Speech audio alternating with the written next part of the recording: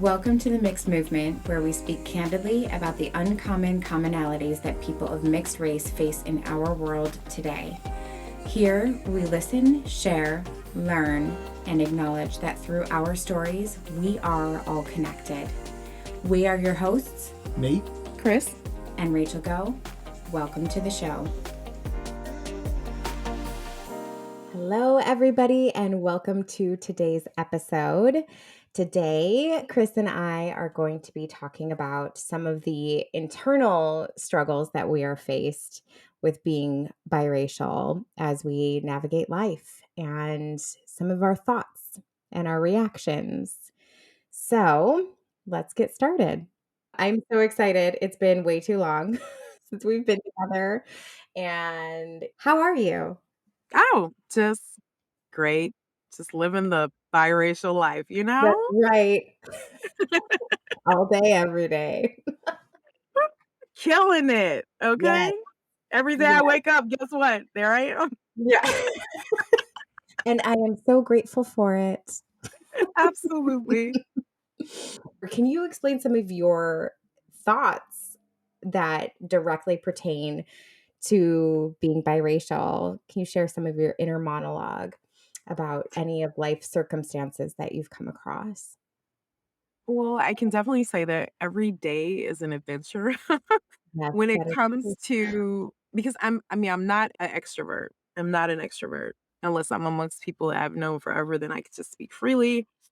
But I still get very uncomfortable with walking into situations or, social events that there are gonna be people there. I don't know how they're gonna feel, what they're gonna look like. I don't know the nationality. I don't know if they'll be open. I don't know if I'll get the looks that make me incredibly uncomfortable.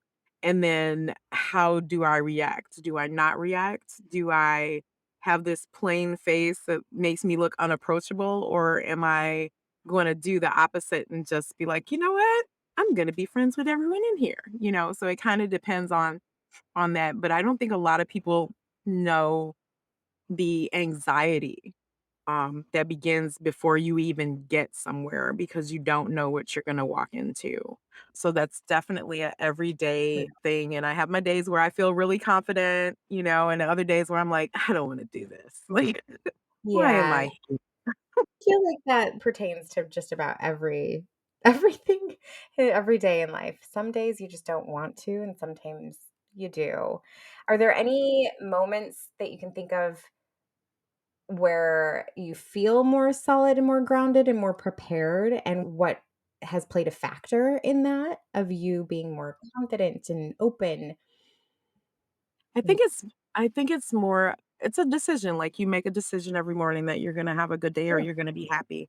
So I think it really has to do with how I feel that day. I mean, it's definitely not balanced. I could tell you that much. Nobody So I is. mean, there's days when I guess we spoke about this a little bit ago, not on the podcast, just talking in general on how, we dress a certain way, we feel good. We put on Mhm. makeup, we feel good. And so Right. it's on me, as it would be anybody else, to build themselves up. I can replay all the things people told me in the past and I could put, but I don't want to continue to depend on their voices. So I have to work on my own voice and my own self-talk. And I am Chris. I'm Chris. That's who I am. That That's who is I who am you first. are. And it may not be who people see first, but if they give me the opportunity, then they will know who Chris is. And Chris is a lot of things. And if people are open to that, then I'm okay with it now. Yeah. There was a time where it really affected me, and now I mean, I don't want to say I don't care, but I don't care. If you're uncomfortable with me, that's first of all, it's not my business. Right. Second of all, it's not going to affect my life. Like there's so many people in my life that I love and that love me, and who are you? I gotta get Yeah. to know you. Yeah. So there's no way I'm giving you that control, but it does get exhausting. Even if, everything goes well, I go home and I'm like, "Oh my god, I need a nap." Yeah. Of Yes, the I too much peopling today, it's too much. exactly. How about you? I guess the first thing that comes to mind is when I meet somebody or come across somebody who is just negative. Mm, They're grumpy, they don't wanna make eye contact, especially if it's somebody who is okay engaging in conversation with one person and then won't with me. I default to they're racist. In my mm, head, I'm like, "How dare mhm, you? Like, you must be right. racist." And then my wall gets built up, and then I in my head, I'm like, You must be racist, but guess what? I'm also white." Ha. So there, So that. but it's just really interesting. I came to this realization that I don't think very many other people who are of one race think that way, and Mhm, I don't know if that's common for biracial people, but I noticed my pretty much my whole life, if I have come across, and those interactions happen, and the older I get, the more I realize I don't know people's stories, and maybe they true. are having a bad day or an off day. Yeah. But one situation in particular, when I was living somewhere, there was a neighbor, and she was pretty quiet but not always. Mm, And I was new to the neighborhood, and another neighbor had mentioned, "Oh, she's just pretty quiet." But mhm. it was different, like, honestly, day to day, even morning to afternoon, I'd wave at her and she'd, like, stare at me. Oh. Or, and then 2 hours later, I'm out with my kids and she's waving. Oh, that's And to weird. me, especially being the only person of color in the neighborhood, just still had that feeling of like, "Is she racist?" Mm, But I'm also white lady. yeah. But So I'm also so there. so it's just really interesting, and I've been curious. I guess it's come to my attention a little bit more.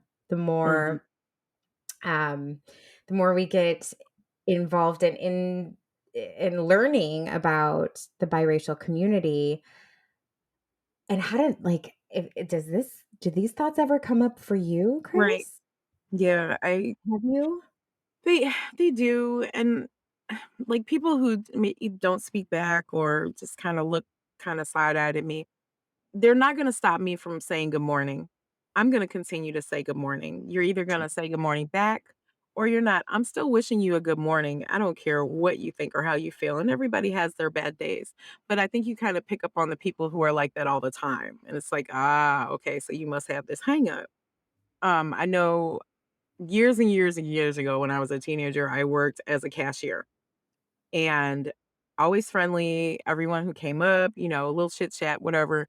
And I had my share of people that got in my line that clearly had an issue, but, never said anything. You could pick up on the vibe though. You could pick up on the negative energy. And then one day there was an older woman, an older white woman got in my line, and she had cash and she was paying for whatever it was she was buying. And I held my hand out and she put the money on the table. She didn't wanna touch my hand, Hmm. and it was so obvious, and I was taken back, but I'm just gonna, let it go or whatever. So I picked up the money from where she set it down, I put it in there, and I had her change back, and I got ready to hand it to her, and she says, "You can just put it down." I was like, "So it wasn't my imagination." Okay? Right, She you had did not want confirmation right there. didn't wanna touch my hand, and my feelings were so hurt. I'm Yeah, like, I must have been you mean when she looks at me, everything that she hated must have been there, that you don't even wanna touch my hand. This is a transaction. You're buying something, right, I'm just taking the money, but the thought of touching my hand had you that upset, like, that's terrible. And so, for quite a while, everybody that got in my line, I was like, "Is this gonna happen again?" And I never saw that woman get in my line again. And I figured if I saw her, I would step away because I don't have to deal with that. right. But it did bother me and it had me kinda judgy. It had me judgy. I'm like, "Is Yeah, this person gonna be like that? Is that" it only happened one time though, thankfully, but that's another dose of reality that these people really are out here and they don't know you. They don't have to know you. They just don't like the way you look and they don't want anything to do with you. But do you have those thoughts of like, "But I'm also white, so screw you." You know, I think my thoughts are more along the line of, I don't need to explain anything to you. You're an True, idiot. You true. the ignorance, you've shown your ignorance. I don't have a rebuttal for your ignorance. I just don't. Right. If that's who you are, that's who you are. I hope all your grandchildren are biracial. Bam. So molded baby, like you gonna get it. I'm not worried about it, but like Yeah, I said, it's not gonna change how I act towards people. That one person that absolutely. messed up my day didn't feel in the people after that person didn't get any negative vibes from me, even though that person kinda messed my entire day up. It made me feel horrible, Yeah, which was probably her intention. And then I get a little upset with myself for allowing somebody I don't even know to make right, me feel so small. And so that's where I kinda developed whatever. I don't care. Go right. on about the business. Do whatever. Yeah. You're gonna run into somebody else that looks just like me and you're gonna have to interact. Well, part of it is like, that's your choice, it's not mine. Yep. You're choosing this little closed world, and Mhm. you're gonna have interference. Absolutely. For me, I feel like sometimes I guess it's I want to prove Mm. how stupid they are, because I also am Mhm. I'm not just black. Mhm.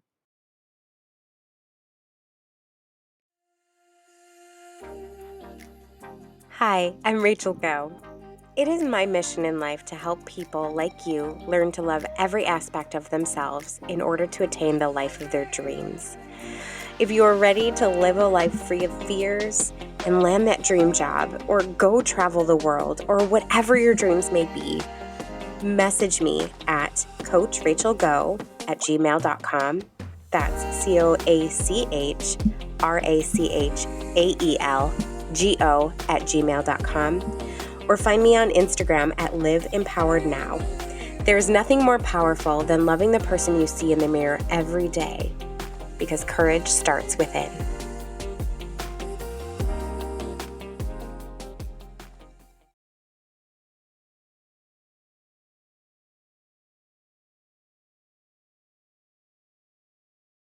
And I have been faced with not significant racism, not direct, and I feel very fortunate for that because I know there are a lot of people who've gotten beat up, Mhm. picked on, Mhm. spit on, kicked, all of those horrible scenarios.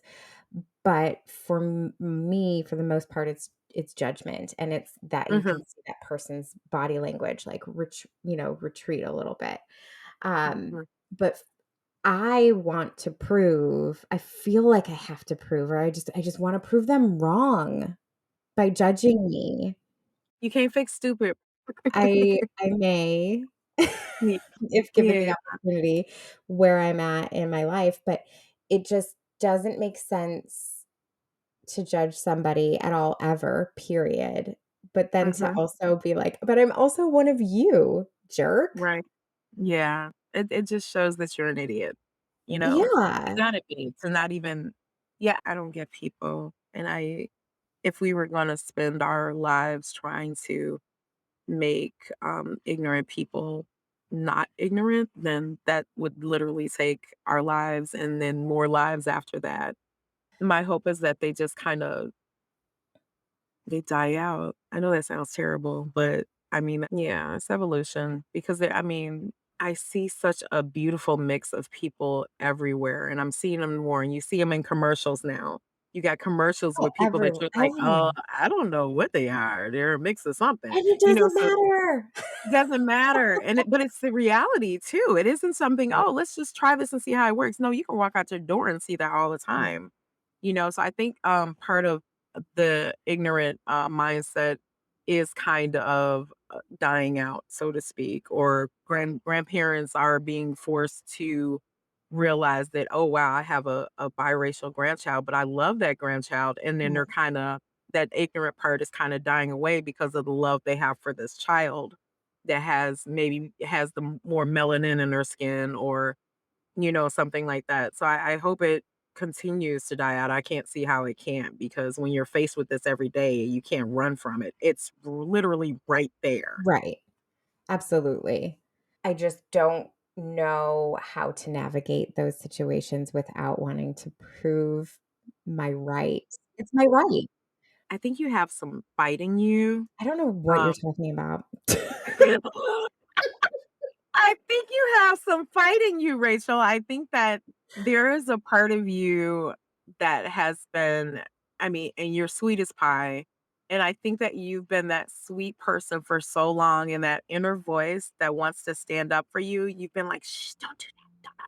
Sit down. Right. It's okay. Right. I think that part of you is like, you know what, Rachel, I'm about to kick the door open, but you've never had a chance to do it. So, I feel bad kind of for the ignorant person that approaches The this next time. victim, yeah. Yeah, because Well, they're gonna get what you've been holding on to for so many years, but I'll you do know? it in such a way that's indirect because that's kind of how I roll, where it'll lead them around to the realization that I belong. Mhm, That's my mhm. favorite, is just a sneaky way of just proving them a little bit wrong. Yeah. I feel like that's more impactful than being direct if given the opportunity. And these are all Right. hypothetical situations, Mhm. but they are real. Yes, Yeah. I feel like racism is slowly dwindling, but it isn't. I Yeah. live in the Pacific Northwest. I don't live very far from the headquarters of the KKK in Idaho. Oh, It's wow. not far, and it's real. Mm, So, as much as I would love to think that it's going away, it's yeah. not. But for me, I just feel like I have to prove, and I have to prove people wrong because I also belong. Yeah. Yep. And yes, there's a large part of living a lot more peacefully where you just let it go. And trust Yeah. me, I'm very good Yeah. at letting those interactions go, much better than I was 10 years ago. But Mhm. it's that the voice inside my head that somehow sometimes defaults to they're racist, Mhm. but I also Mhm. belong here. It's an awkward internal battle. Yeah, it is, and it's the internal battles are the worst. Yeah. Absolutely. You hear about other stories, and it's like, I think the part of belonging, like, what do you really wanna belong to? You know, you wanna feel like you belong, but what does that mean, really? Interesting question. Thank you. Because that is something that has also been on my mind a lot. I've read a lot of posts and seen, videos of people feeling like they don't belong to one side or another. Mhm. And I think for me, I haven't been faced with that Okay. because I don't really feel like I have to be accepted Mhm. into one or the other. I guess I haven't ever not been accepted. I've been questioned. Mhm. "Rachel, you black. Why you acting Right, white?" right, right. And I'm like, "But I'm both." Mm, And that's just the way it is. But it's why? I guess why do you feel like you need to be accepted? right. Is I a mean, big but I honestly, I think it is a part of, like, human nature to you want to belong. You want to be a part of something. That's just kinda yeah, how we are, because we don't wanna be alone. We're not meant to be alone in, several facets. We're not meant to be alone, and I think there's always that searching out to belong somewhere, but eh, let's just face it, wherever you go, somebody is gonna have an issue, whether they verbalize it or not. right. True. And do I really care if they That's up accept to me? you. I know where I Right, belong. I right, belong right here. And if I wanna go over here, I belong over here too, right. so I belong in all those places, and nobody has to deal with me if they don't want to, because I don't force myself on anyone, but you're not gonna make me feel like I'm this huge misfit, because over time, you'll actually be the misfit. True. This is why we talk about these things. I feel I recently have acknowledged one of my biggest lifelong fears is, which is really interesting, feeling like I don't belong. It's been an underlying fear of mine, more so getting called out for Mm, not belonging with Mike, my quote unquote adopted dad, mhm, at family functions, getting questioned like, Does she really belong here? Because she mm. doesn't belong here because she's not actually your daughter." Those are those little childhood There's so many things I wanna say about that. Oh that my god. but that was an underlying fear that I just recently came to acknowledge. And while over the last almost year of my life where everything changed for me, that was one mantra that I wrote: I belong here. Every Mhm. part of me belongs here. Mm, So, in terms, maybe that's why I am very much like when I'm faced with somebody who I think is, you know, disregarding me or discounting me because of the color of my skin, I'm like, I belong here too. Like, mhm. I'm also white.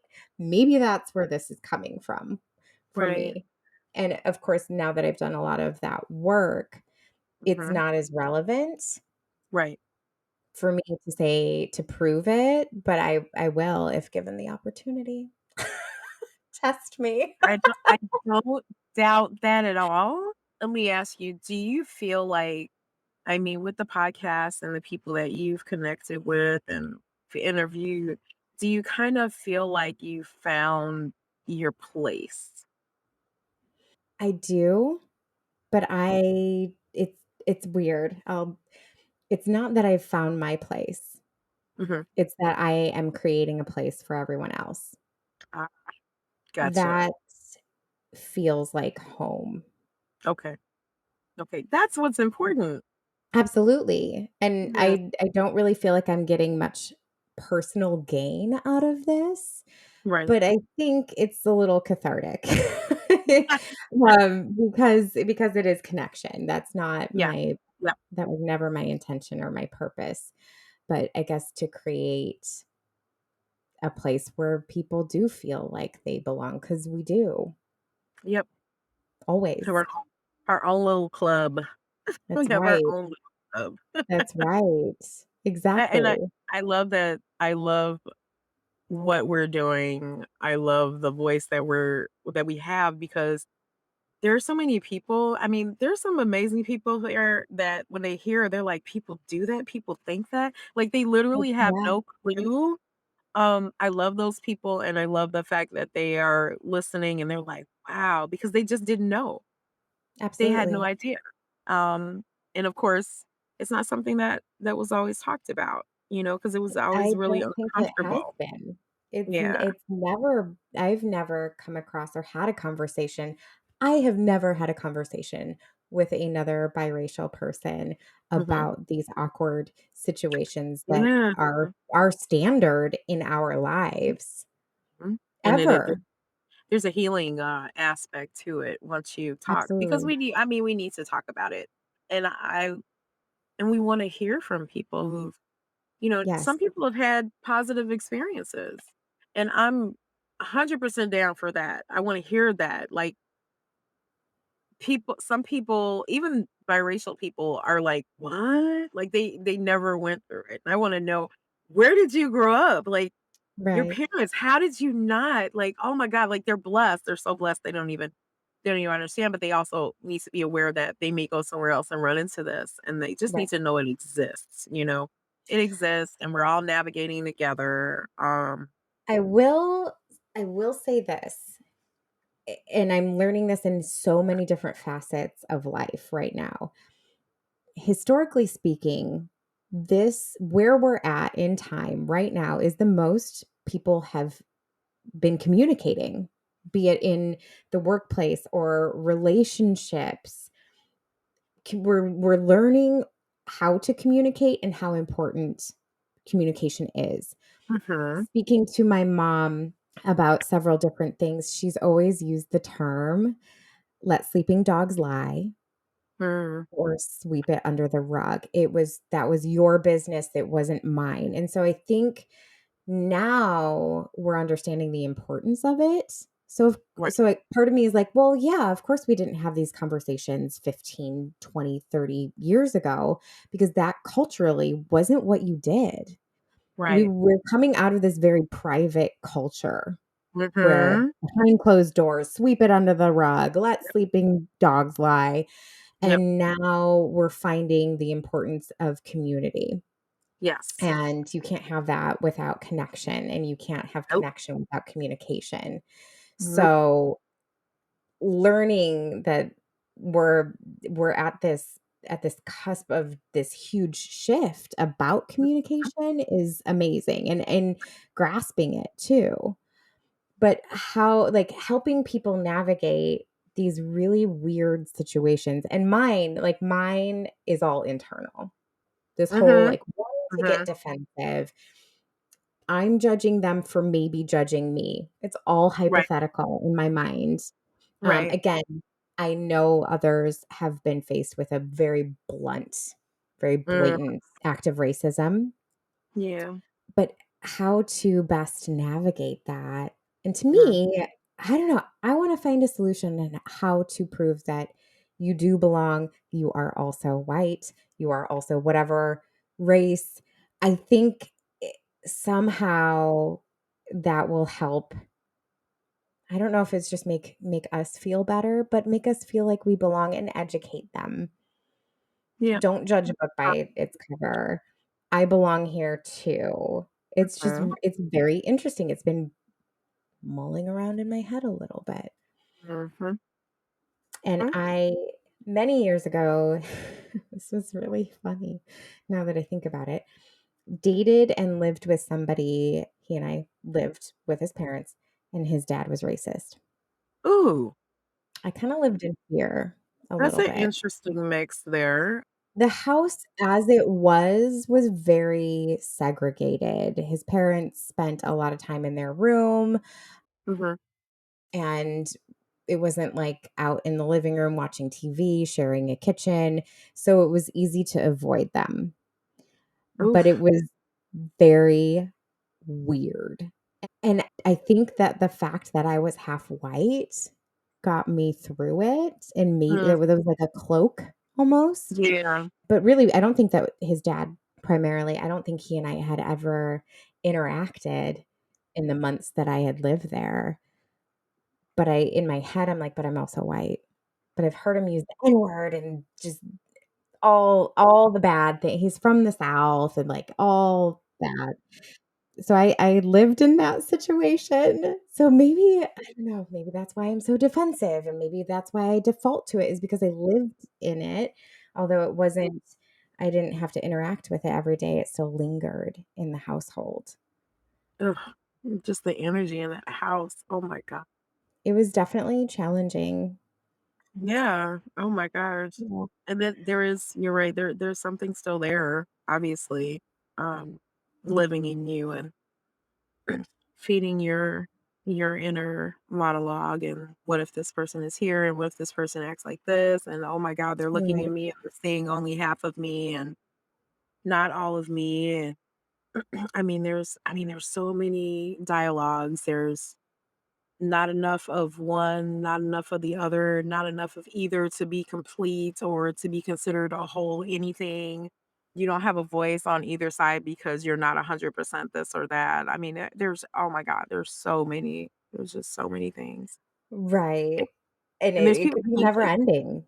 no, people think they actually accept it, but they still say things that kind of let you know that, so you see this major difference. I remember when I was pregnant with Damaris and his grandmother said, she was like, "I just need you to just make sure the baby has your hair. Just make sure the baby." I was like, Load "How her up.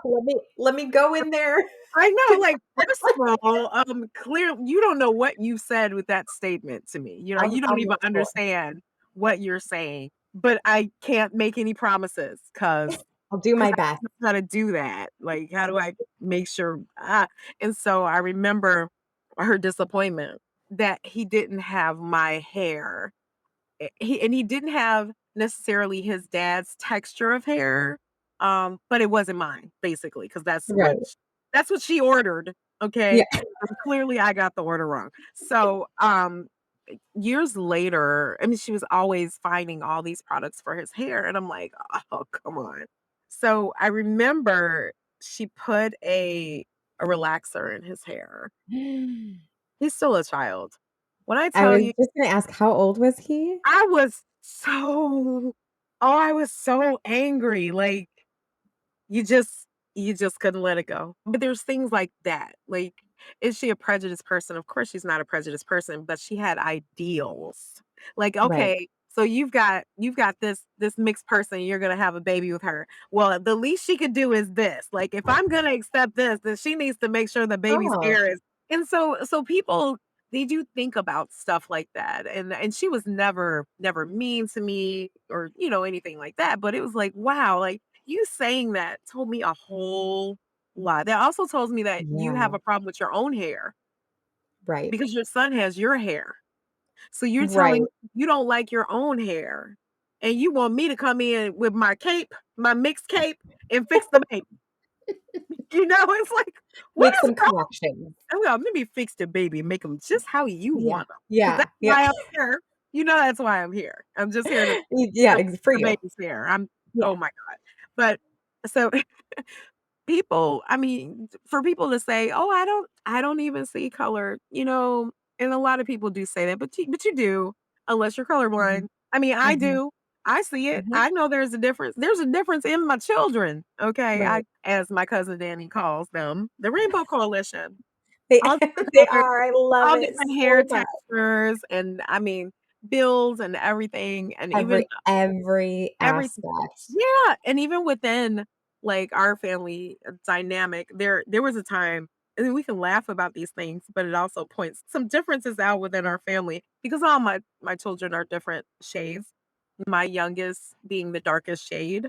We all went to the beach one night. Well, it was just the boys, Ronnie didn't go. So, all the boys and I were at the beach, and they were playing tag. Now, the beach that we went to, it didn't have a lot of lighting. It was super dark, but it was fun, and there was hardly anybody on the beach probably because it was so dark.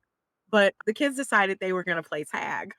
So they're running around the beach, and Keontre is kicking ass, let me tell you. My little dark baby was tagging everybody, and Knight's like, "Ma, tell Keontre to put his white shirt on. We can't see him. That's not fair." And I'm like, Unfair advantage. "What? You're losing because your brother's skin is darker? Oh, you'll be okay. You can Oh my god, that is He's like a amazing. freaking ninja." Keontre was having a Yep, blast. yep. But and Winning so they're just like, "Okay, let's just call it what it is. Keontre shouldn't play this game because at that's night. advantage."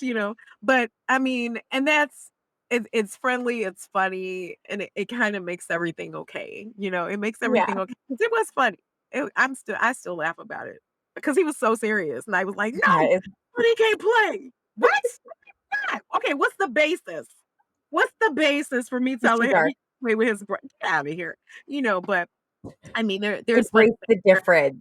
yeah, and it's obvious. It's very obvious. But that's my baby. That's my chocolate baby. But yeah, they're even within the constructs of this whole mixture that we have going. It's obvious. Yes, we do see color. There is color. It does exist. Even the absence of color exists. Like we see all those things, and the difference is we're good with it. You know what I'm saying? Yeah. We're good with the differences. We don't it doesn't make us uncomfortable. Like, I've never been in a room with all white people and been like, "Oh my god," or or been in a room with all black people and be like, "Oh, what the fuck?" Never, like, never. Um, but I tell you what, it's pretty funny. If you're in a room with someone that looks mixed and, like, you're the only other one, you kinda, like, nod, like, "What's up?" Mhm. Yep, all of the time, and it's so funny. I am now at the point, I think since launching the podcast where I'm like, "Hey," like, I don't just nod anymore, I'm like, "Can I ask you something? Are you biracial?" "Yeah, I knew you were too." Uh-huh. Now Um, what's first? yeah. It's just so funny. Because all But mixed people are related. yeah. At least when we're in grammar school, everybody mixed has to be from Yeah. the same Had to family. be That's separate, so weird. yes. Yeah. But that's true. I mean, I guess just embracing yourself is the best Mhm, place to start. mhm. It's the having to prove it to other people like I want to do, where you just need to choose your battles, Yeah. and if you're going to go to battle, prepare yourself. Oh, for sure. For sure. I'm definitely not the type that I'm not a fighter at all whatsoever. No? I am in the opposite. I Mhm. hyperventilated because of a fight in high school and had to get sent to the Oh nurse's office. my Like, I am god. the opposite of a fighter, but intellectually, Yeah. I will take you down. Ah, that's right. Physically, I'm gonna walk away. Intellectually, I will if I can prove to you in and outsmart you, I bring it. I'm Bring coming for it. you. Yep. So, but that also starts inside and Yeah. working on yourself and your strength and how you feel about where you belong, if you Right. belong. You know what? We all do belong. Right. But yeah, that's just my own inner battle where I'm like, I'm also white. Don't judge me because I'm one of you too. Joke's on you, jerk face. Back it up. That's So right. Just tell them yeah, in my with all head. your with all your mean words. Yeah, Jerk face. walk What? out, jerk face. We're gonna work on those I'm words. kind of filtering my Yeah. vocabulary. I mm, It's fine. it's a skill. We have every day is a new day. It is. It is. Mm. Jerk face. Jerk face. Jerk face. Yeah. So I guess my advice to anybody out there that comes across a situation where you feel like you're being judged or questioned Mhm. based on the color of your skin is choose it. If you feel safe and you feel comfortable proving that you also belong, do it. No To pun be intended. clear, no, we are not saying violence is the answer. No, but to have an intellectual conversation with somebody to maybe shift their perspective Yes. is going to do so much for the future. It's progressive, And certainly. you might change that person's perspective in that person's Mhm. life. Mhm. And if you do, please share it. We want to Please. hear every story, even if you have come across a scenario in your life and in your world that you have been able to prove to somebody I wanna that hear. you I we wanna hear. Oh my So, yeah. go to our Instagram, or you can email us directly at mixedmovement@gmail.com, and that's mixedmovement@gmail.com. And soon our website is gonna be up where you can drop in Yeah. your email and let us know all about you and your stories. So, Yes. I can't wait. yay! I'm excited. Yes. Is there anything else you wanted to add, Chris? I just keep being true to who you are. Keep being true to who you are. You are here for a reason. There are no mistakes. You are beautiful inside and out. No matter what your outside appearance looks like, you have to be firm and strong in who you are and keep being mixed. That's you don't have to choose a side. No, You you don't, because that's fair. we are both, Yes. no matter what we are. Yes. Mixed perfection. Mixed to perfection. Yes. Love you. Love you. We hope you enjoyed today's episode. We want to be here for you, and we can't do what we're doing without your support.